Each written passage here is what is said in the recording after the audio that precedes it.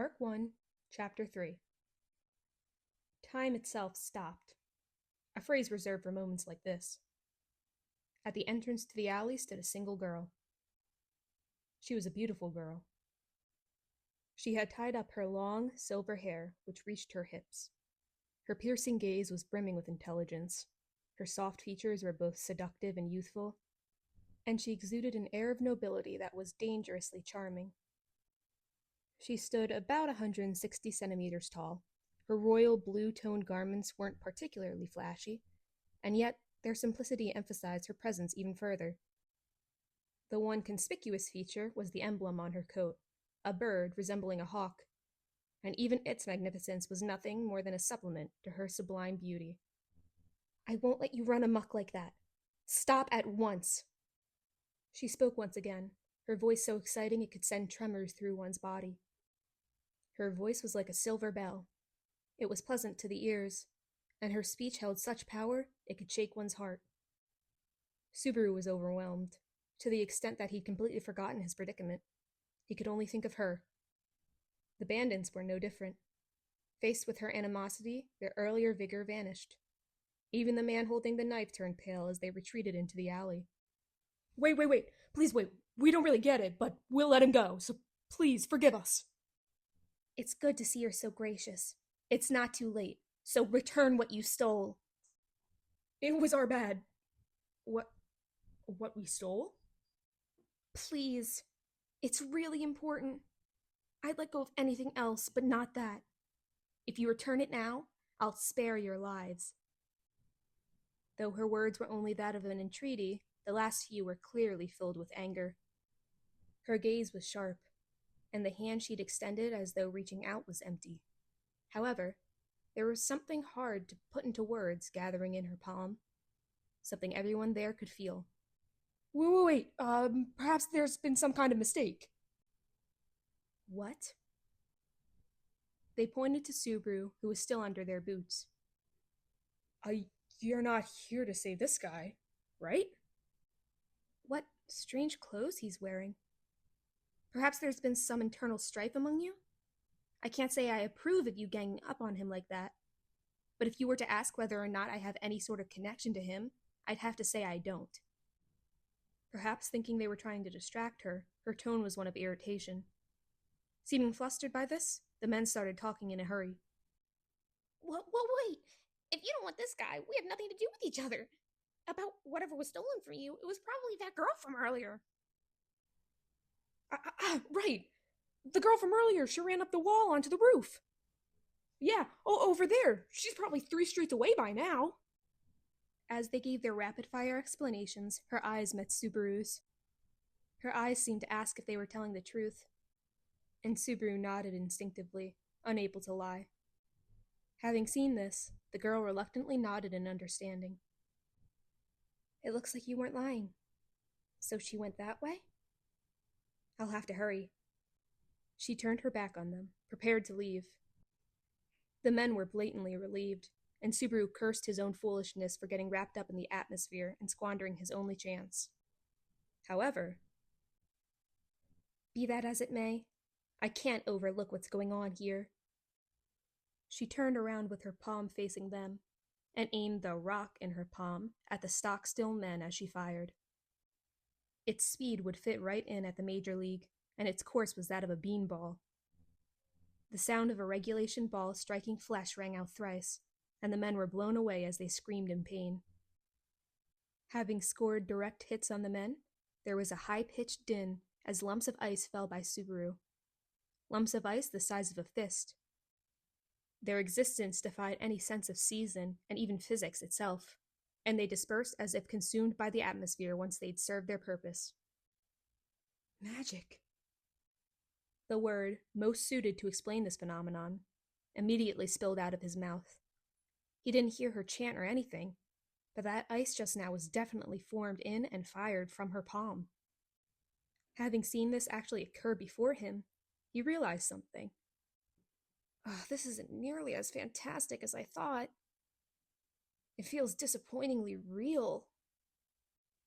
He'd imagined light scattering around or energy flowing wildly, But in reality, it was just some lumps of ice rapidly coming into existence and disappearing just as quickly.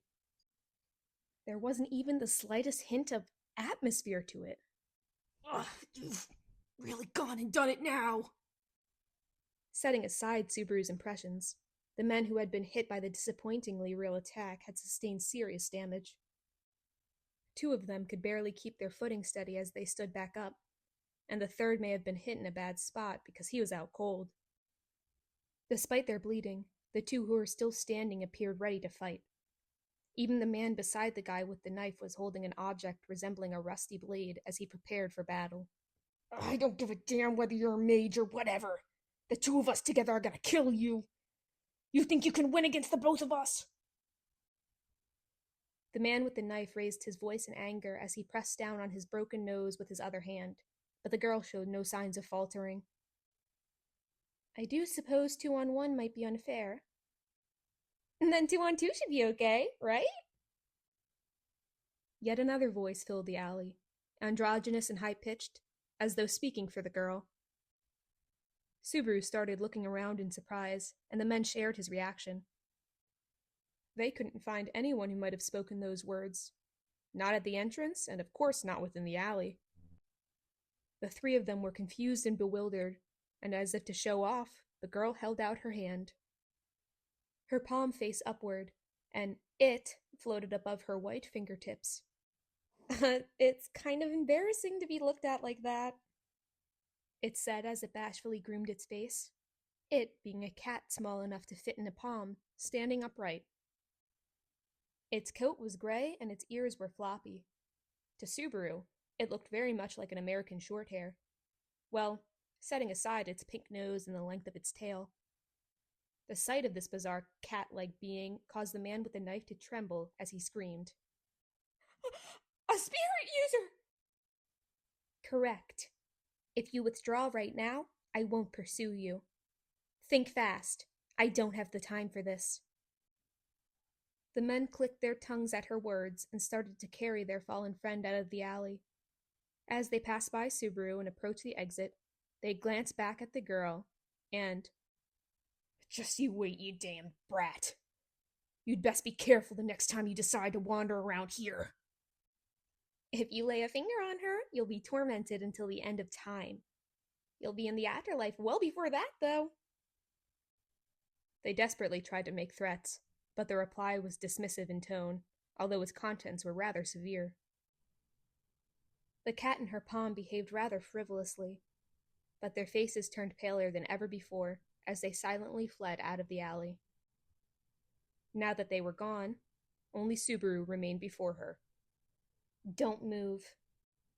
Forgetting the pain coursing through him, Subaru had tried to get up to thank her.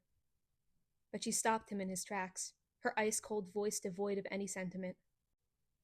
Her eyes were filled with caution. Even having understood Subaru wasn't with them, she clearly didn't think of him as a good person. Despite this, he was enthralled by the beauty of her amethyst eyes. He wasn't used to dealing with beautiful women, so that alone caused him to turn red and avert his eyes. Seeing this, the girl smiled boldly as she maintained her cautious gaze. Your guilty conscience made you avert your eyes. Looks like my judgment was spot on. I wonder. I didn't sense any malice whatsoever. That was probably just an instinctive male reaction. You be quiet, Puck. You probably know who stole my insignia, right? The girl silenced the cat as she tossed a question Subaru's way. She seemed rather proud of herself, but... Sorry to disappoint, but I have no clue. No way! Her prideful front crumbled, allowing her usual expression to come through for a moment. Her imposing attitude had also vanished as she turned to the cat in her palm in a panic. What now? Did we really just waste our time? You're wasting time as we speak. You should really hurry. The culprit definitely has the divine protection of wind, considering how fast they ran. Why are you treating it like someone else's problem? You were the one who told me to stay out of it, though. Besides, what are you going to do about this guy? Subaru smiled bitterly when he once again became the topic of conversation. The girl seemed as though she'd just now realized that he was still there. Subaru put on a brave face for her and stood up. You've done enough. You're in a hurry, right? You'd better get going. I'll help you out if you so desire. How about it? He'd planned to say this while his fingers combed through his hair and his teeth sparkled. However... Huh? Oh, you better not try to stand... Oh, too late. His head felt heavy and his body was wobbly. He tried to support himself against a wall, but his hand only grasped air. In the end, he had a reunion with the ground he was just recently laying on. He fell completely undefended right onto his nose, the sharp pain making his consciousness drift. Well, what now? Well, it's not like we know him. He won't die, so let's leave him be.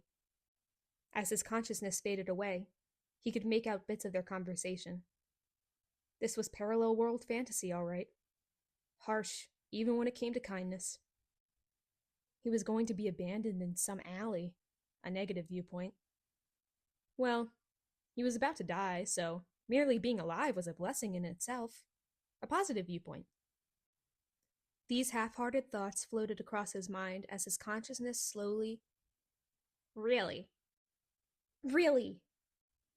On the verge of losing consciousness, he caught sight of the girl turning around, her face red. I definitely won't stick around to help him. So cute, even when she's angry. A true parallel world fantasy. Those were his last thoughts before he blacked out. End of Arc 1, Chapter 3.